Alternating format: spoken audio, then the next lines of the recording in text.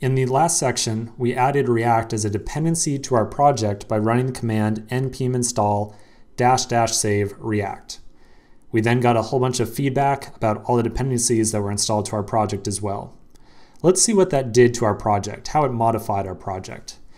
We did speak a little bit about the node modules directory here, but let's also take a look at the file package.json in our project directory as well. You'll notice that inside this package.json file, we have a new entry in here called React. And then to the right of the colon, we have what looks like 1501. So this dependencies section inside of this package.json file lists all the different npm modules that we've installed to our project. When we ran the command npm install --save, that caused a new entry to be added to our package.json files dependencies section.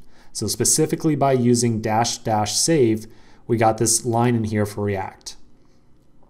The package.json file defines a lot of kind of configuration about our project. It includes the name of the project, a flag in here of private true, we'll talk about what this is later, a single script that we can run here, and we'll talk about what this does as well, and then, as we mentioned before, a couple of different dependencies that we have inside of our project.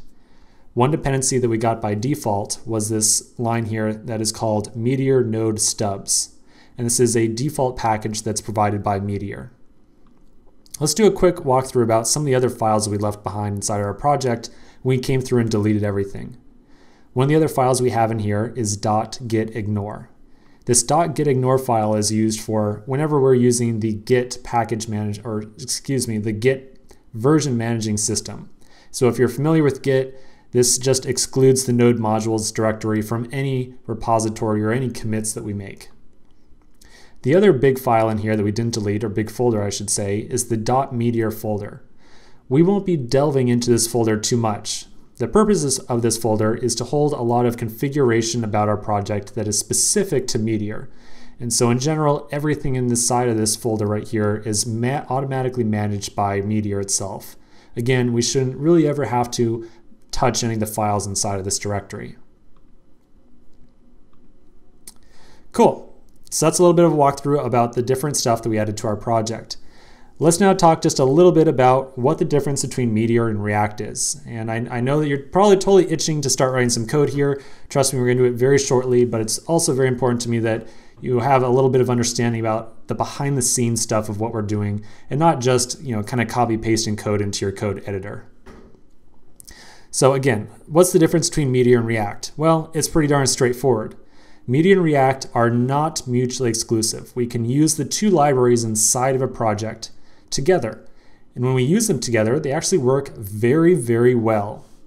The purpose of Meteor in general, in just very broad terms, very broad strokes, is to keep track of data in our application. So if we're making, say, Twitter, we might want to keep track of a list of tweets.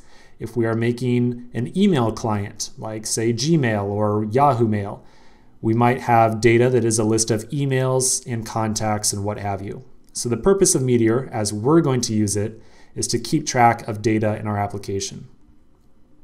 React, on the other hand, takes data and produces HTML from it.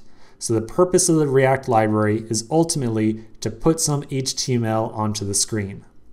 The other very big purpose of React, or very big bullet point, is that it also handles user events as well. And so by handle user events, I'm talking about like when a user, say, clicks on a button, or when they type some text into an input field, or when they hover over a button or element or picture or what have you. Basically, any different event that a user can trigger using their mouse or keyboard is something that React is going to handle inside our application as well.